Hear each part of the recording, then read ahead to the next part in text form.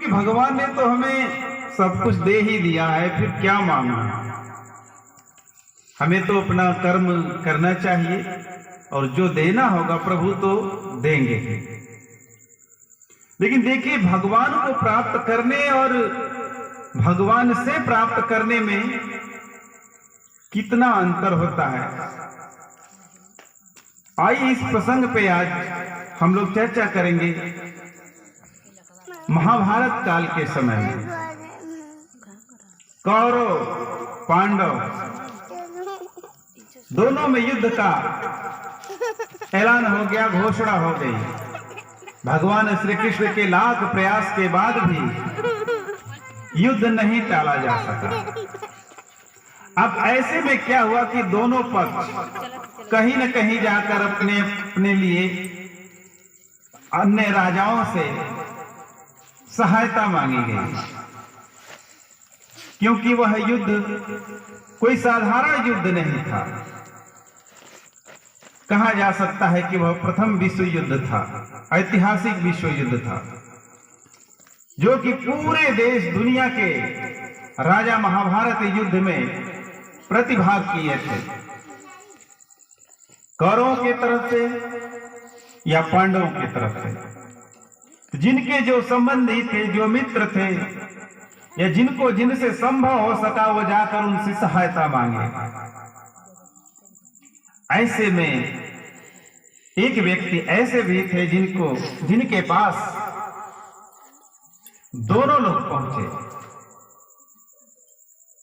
पांडवों की तरफ से अर्जुन और कौरवों की तरफ से दुर्योधन। देखिएगा कितना बड़ा अंतर होता है भगवान से और भगवान को प्राप्त करने में। बारी बारी दोनों लोग पहुंचते हैं। सबसे पहले दुर्योधन पहुंच जाते हैं भगवान श्री कृष्ण के ध्यान। भगवान श्री कृष्ण सैया पर लेटे हैं, आंख बंद किए हुए हैं।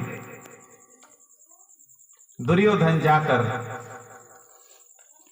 उनके सिरहाने बैठ जाते हैं।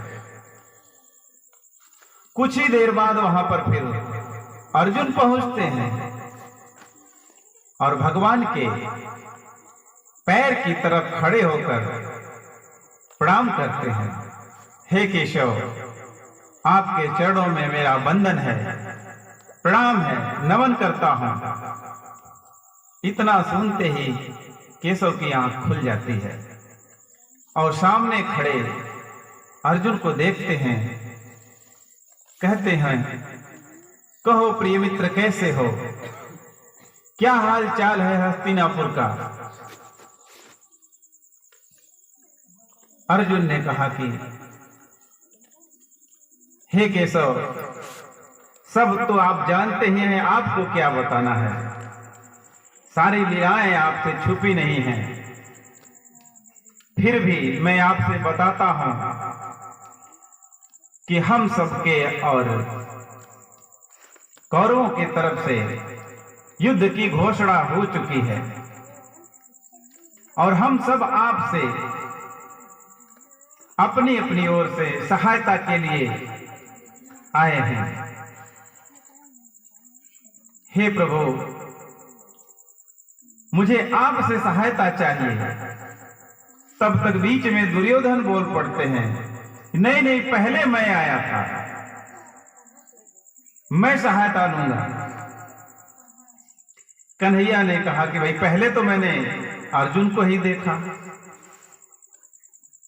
अच्छा चलिए, मैं इस बात का निर्धारण करता हूं कि मेरी तरफ से उस युद्ध में कौन सी सहायता दी जाएगी।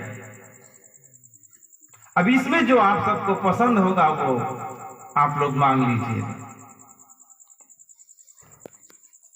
कन्हैया ने कहा कि एक तरफ मेरी यादवों की जो उस समय की सबसे बड़ी और सबसे कौशलपूर्ण, सबसे वीर सेना थी, नारायणी सेना, उन्होंने कहा कि एक तरफ शस्त्र से सुसज्जित मेरी नारायणी सेना होगी और दूसरी तरफ मैं निहत्था बिना अस्त्र शस्त्र के रहूंगा। अब आप लोगों को जो चाहिए मांग लीजिए। कन्हैया ने कहा कि सबसे पहले तो मैंने अर्जुन को देखा, इसलिए पहले मांगने का अवसर अर्जुन को दिया जाना चाहिए।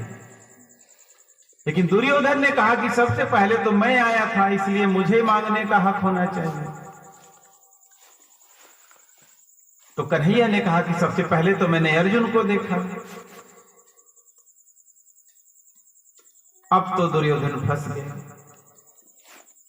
इसलिए कहा जाता है कि अगर किसी के पास यदि आप कुछ मांगने जाते हैं, सीखने जाते हैं, तो आपको उनको सिरहाने बैठने का अधिकार नहीं है, क्योंकि आप उनके पास मांगने जाते हैं, कुछ प्राप्त करने जाते हैं, कुछ ग्रहण करने जाते हैं। यदि आप किसी से कुछ मांगने जाते हैं तो क्या उनके सिर पर खड़े होकर मांगेंगे? ऐसा तो कदाचित उचित नहीं है। खैर, दुर्योधन ने कहा कि ठीक है, मैं अपनी तरफ से प्रिय अर्जुन को ही अवसर देता हूं मांगने का। अर्जुन ने कहा कि हे केशव, मुझे सेना नहीं, आप मेरे साथ रहिए। दुर्योधन मन ही मन मुस्कुराते हैं कि कितनी बड़ी बेवकूफी कर गया है अर्जुन। इसको तो इतना भी ज्ञान नहीं है कि यह कन्हैया निहत्था क्या कर लेगा। और उस समय की सबसे बलवान, सबसे ताकतवर सेना नारायणी सेना को पाकर दुर्योधन मन ही मन प्रसन्न हुआ और प्रफुल्लित होकर हस्तिनापुर लौट गया। अर्जुन भी कन्हैया को प्रणाम करके हस्तिनापुर को चले जाते हैं। युद्ध की घोषणा होती है और वो कन्हैया त्रिलोक विजयी, त्रिलोक के रचयिता अर्जुन के सारथी बनते हैं। देखिए, ये होता है भक्ति भाव। उस समय एक प्रश्न आता है कि आखिर इतने बड़े बड़े महात्मा ज्ञानी वहां पर पड़े हुए थे, विदुर, धर्मराज युधिष्ठिर, कृपाचार्य, द्रोणाचार्य, भीष्म पितामह, लेकिन गीता का ज्ञान प्रभु ने अर्जुन को ही क्यों दिया? जानते हैं क्यों? क्योंकि अर्जुन ने कन्हैया से नहीं मांगा था, अर्जुन ने कन्हैया को ही मांग लिया था। एक बार प्रेम से बोलिए बांके बिहारी लाल की, राधा रानी की। ये अंतर होता है से और ओ में, आप सब समझ गए होंगे। इसलिए हमें भगवान चाहिए, भगवान से नहीं चाहिए। आइए इसी कथाक्रम में एक भजन